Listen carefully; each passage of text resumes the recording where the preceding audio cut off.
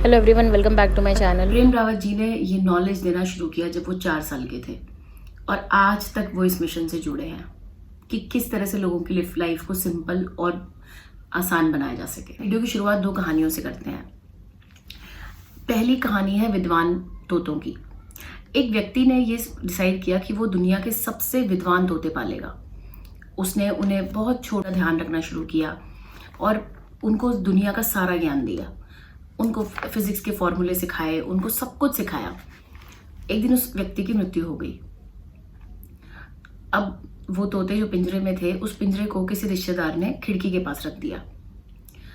पिंजरा खुला था, दोनों तोते बाहर आ गए। वहीं पर एक जंगली तोता आया और उनके साथ आकर बैठ गया। दोनों तोतों ने उससे बात करनी शुरू की और उन्होंने बताया कि हमारे मालिक ने हमें कितना कुछ सिखाया है, हमें दुनिया का सारा ज्ञान आता है, हमें फिजिक्स आती है, हमें केमिस्ट्री आती है, हमें अर्थशास्त्र आता है, हमें सब कुछ आता है। जंगली तोता ये सुनकर बहुत ही मायूस हो गया। उसने सोचा कि मुझे तो कुछ भी नहीं आता, इन दोनों को तो बहुत कुछ आता है। खैर, इतनी देर में जंगली तोते ने देखा कि एक बिल्ली उनकी तरफ बढ़ रही है। जंगली तोता अचानक संभल गया। उसने उड़ान भरी और दोनों तोतों से पूछा कि क्या तुम्हें उड़ना आता है। तोते उसे उड़ने की थ्योरी समझाने लगे कि ऐसे उड़ा जाता है, इस तरह का प्रेशर होना चाहिए, इतना प्रेशर होना चाहिए। तो जंगली तोता हैरान हुआ और उड़ान भरी और कहा कि तुम्हें बेसिक्स नहीं आते।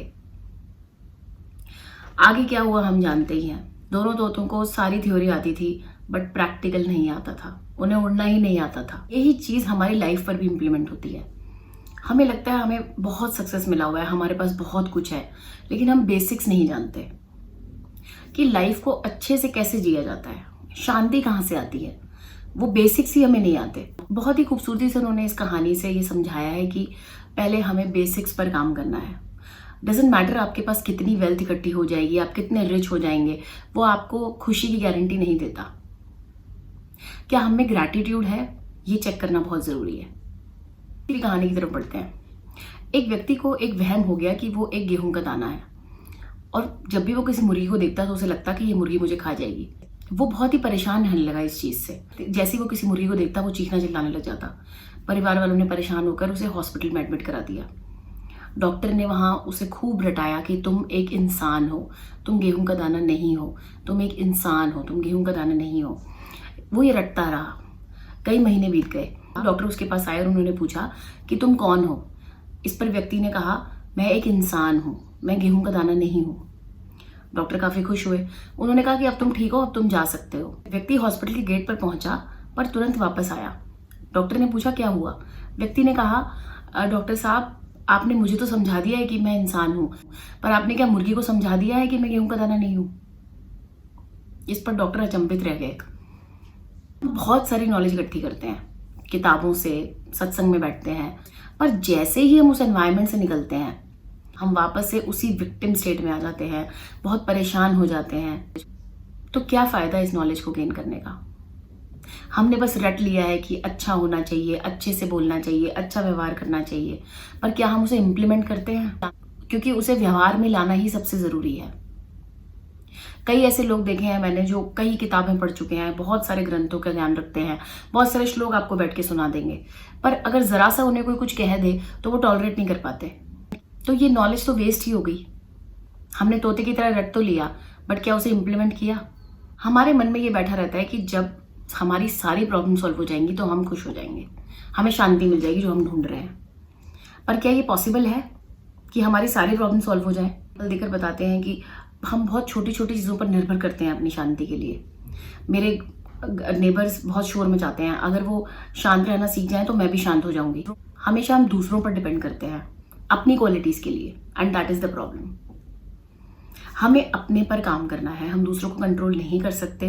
This is one thing I have learned कि आप लोगों को चेंज नहीं कर सकते, आप अपने आप को चेंज कर सकते हैं। फिर शायद आपके चेंज होने से उनमें थोड़ा सा चेंज आ जाए। That is all you can do. Reality को एक्सेप्ट करना है, हमें चीजों को समझकर उन्हें इम्प्लीमेंट करना है। अपनी वेल्थ को लेकर डरना कि मेरे पास सबसे सब कुछ चला ना जाए, कई लोग इस फियर में जीते हैं। हम अच्छे बनना क्यों चाहते हैं?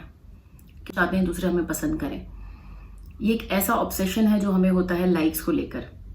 हमारे मन में हमेशा ये उधड़ बुन रहती है कि किस तरह से हम दूसरों को इम्प्रेस करें।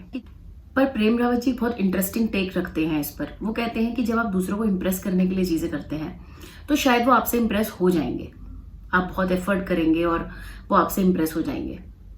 लेकिन क्या आप जानते हैं कि जो इम्प्रेस होना है ये बाद में जेलसी में चेंज हो जाता है। Sound strange right? हमें लगता है कि ये कैसे पॉसिबल है कि हम तो इम्प्रेस कर रहे हैं, जेलसी कहाँ से आई? बट ये इम्प्रेस करना जेलसी का रूप ले लेता है कि और फिर वो जेलसी की वजह से फिर से आपको नुकसान पहुंचाने की कोशिश करेंगे। इसलिए सारा प्रोसेस बेकार ही है जिसमें हम दूसरों को इम्प्रेस करने में लगे रहते हैं। कस्तूरी मृग के बारे में बात करते हैं, जो उस सुगंध को पूरे जंगल में ढूंढता है, लेकिन वो उसके अंदर ही होती है। हमारा पीस, हमारा कॉन्सेप्ट ऑफ गॉड सब हमारे अंदर ही है। अमीर किस तरह बनना है, इस पर काफी किताबें लिखी गई हैं, पर वेल्थ है क्या, अमीरी है क्या, इस पर बात बहुत कम होती है।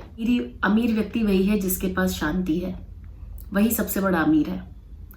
वो कहते हैं कि हम बहुत सारे कॉस्मेटिक्स यूज करते हैं, बहुत सुंदर लगना चाहते हैं, दूसरों से बेटर लगना चाहते हैं, बट एक जेन्युइन स्माइल सबसे बड़ा मेकअप होती है।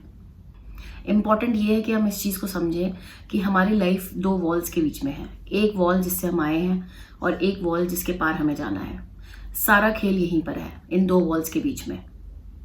तो आपको डिसाइड करना है कि आपको किस तरह की लाइफ जीनी है। वीडियो को यहीं पर खत्म करती हूँ। ये एक बहुत ही इंपॉर्टेंट बुक है, बहुत नॉलेज देती है। मैं नेक्स्ट वीक फिर किसी इंटरेस्टिंग बुक के साथ आपसे जरूर मिलूंगी। अगर आपको मेरा वीडियो पसंद आया तो इसे लाइक करें, शेयर करें और मेरा चैनल जरूर सब्सक्राइब करें और इस यूट्यूब फैमिली का पार्ट बने। Thank you so much for your time.